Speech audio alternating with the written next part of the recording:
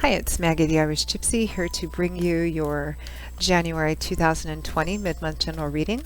We are looking at the last half of January, and this reading is for the air sign of Gemini, our beloved twins, for the last half of January 2020. That is Gemini Sun, Gemini Moon, Gemini Rising, if your Venus is in Gemini, or if you are cross-watching for Gemini.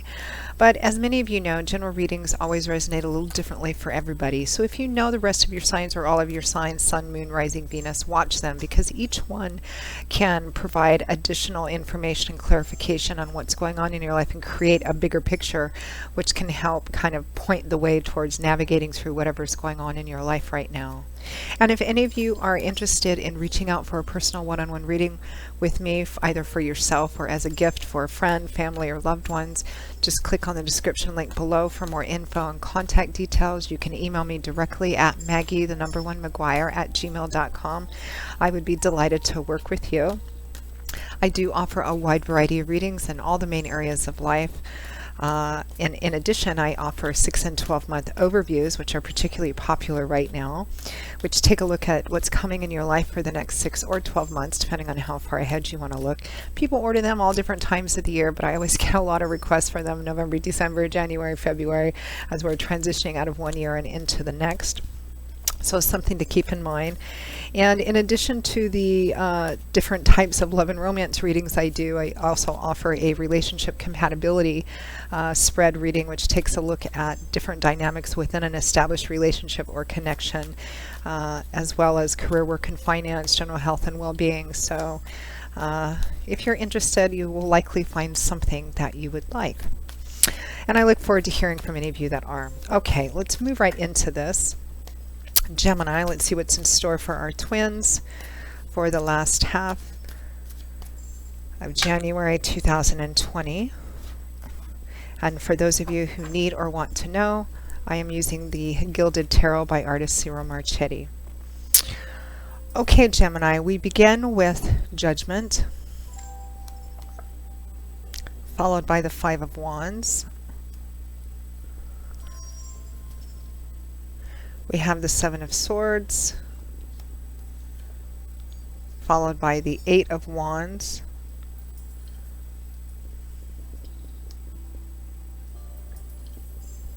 from the bottom of the deck, overall energy for the last half of January is the Two of Swords.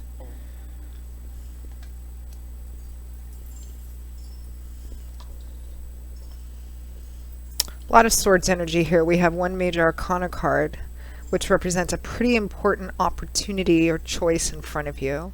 Three swords, which is air energy, which governs our mind and thoughts, belief systems, ideologies, perceptions. And one wands card, which is about manifestation. Fire energy is the element which governs wands, and that's about change, movement, action, power, manifesting things, creative, artistic energy. Fire is kind of one of the energy aspects of creation. So overall energy is the Two of Swords. This is a card of, not seeing something that's actually right in front of you, but it's more than just that. A lot of the time it's about having something in front of you that needs to be dealt with or made a decision or a path that needs to be chosen, because twos can represent crossroads and duality, needing to make a decision. But there's a reluctance or a resistance to looking at it, hence the blindfold or the band that's across her eyes. Often in the tarot, especially with swords, the light on the card, like in this deck, if you see the Queen of Swords, who's mastered that acute knowledge, seeing things for what they are, truth is often depicted as light, illumination, clarity.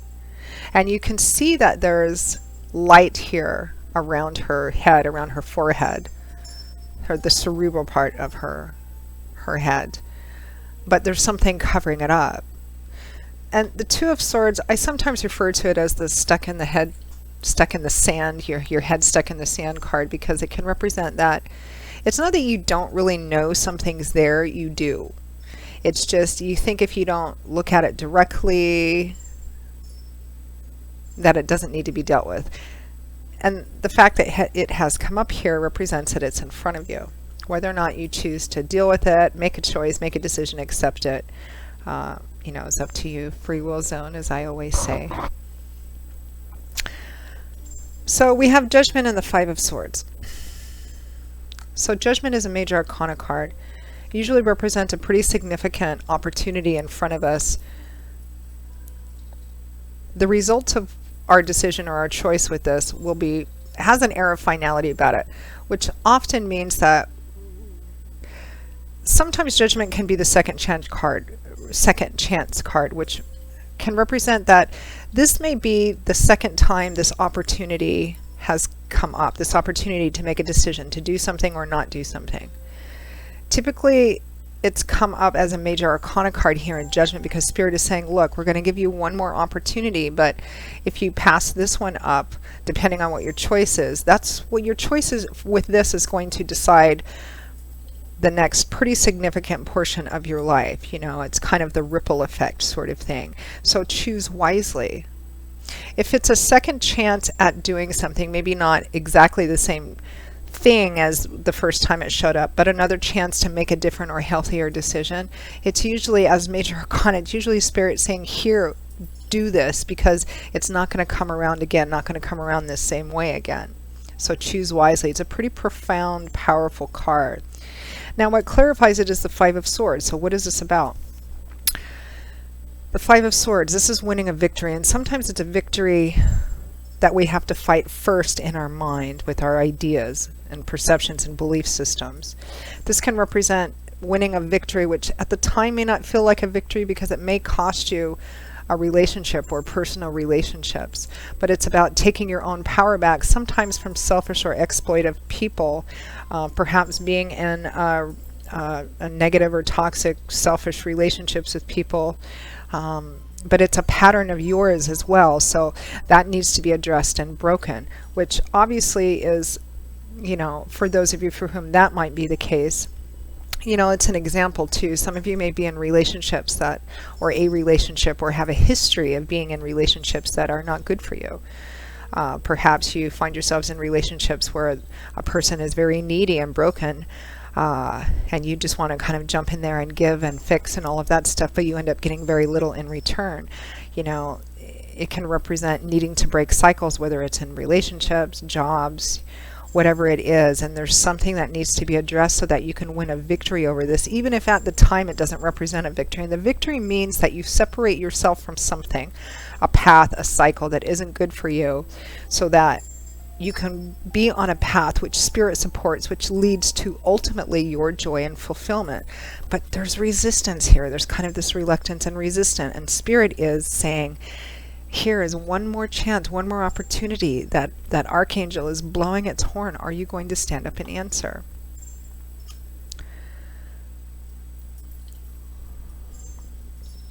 We have the Seven of Swords and the Eight of Wands next. The Seven of Swords is deception or keeping something hidden or concealed.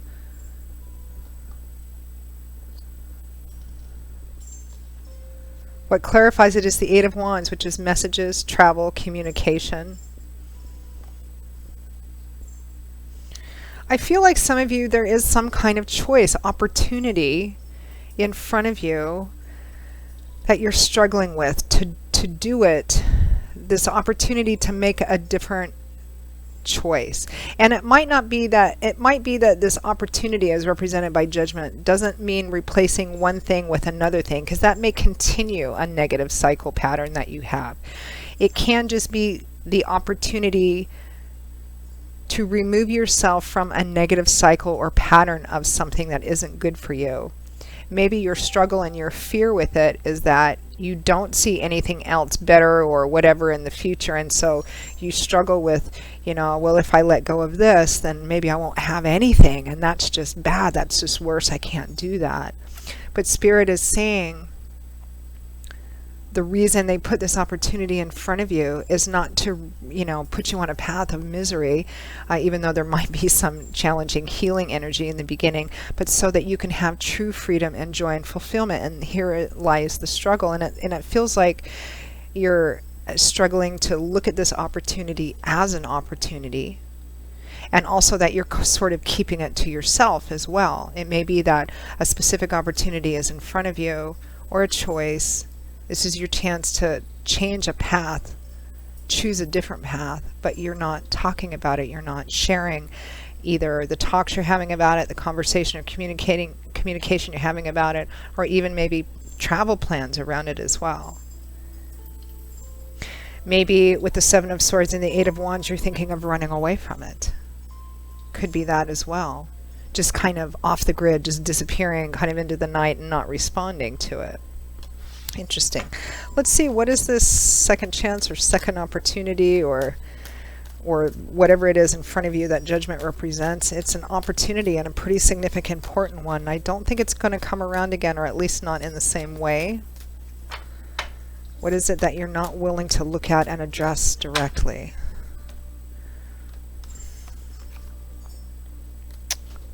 The Ace of Wands. Aces represent new beginnings, a new opportunity. This is an exciting one. It's governed by the element of fire.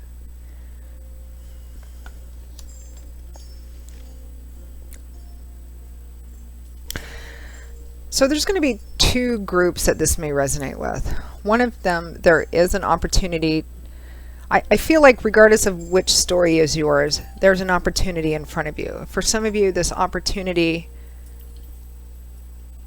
might be good, which means, because it represents a hard-won victory, which means you need to maybe separate from something, someone, break a pattern, so that you can move into something much, much better. For others of you, it may represent what you see as a new opportunity, but which is a continuation of the same old thing.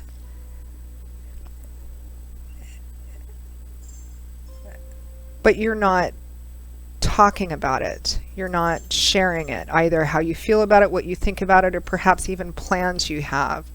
There's something about it that you don't want to look at, whether it's the opportunity being good itself or the opportunity being bad, and you're like, I don't want to look at that because I don't want to let go of what I'm in.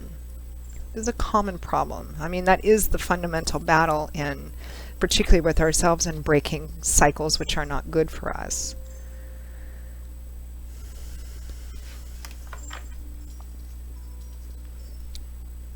All right. Let's pull a final message from Spirit. What's the higher message from Spirit?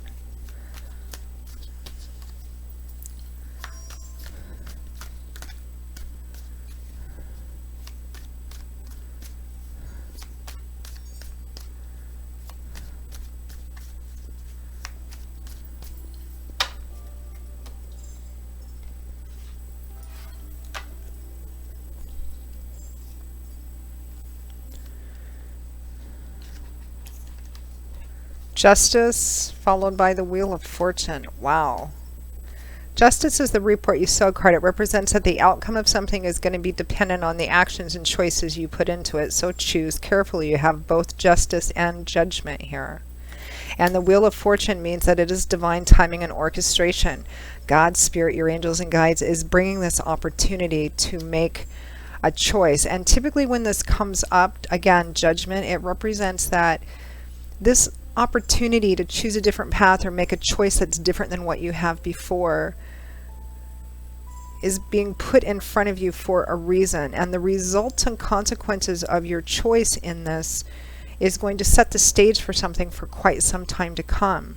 So choose wisely. And Judgment as a second chance card, for those of you for whom that resonates, means that it's a strong implication that you should make a different decision than you did the first time it came around. The first time it came around, you made the decision to stick with something that wasn't healthy for you.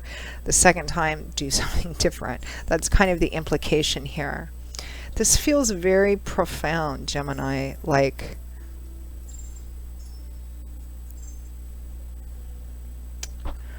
huge life lessons, kind of. This is one of those that if you make what might be a very difficult decision, you are actually elevating yourself up into a whole new level of growth and awareness and wisdom and courage and all of that. So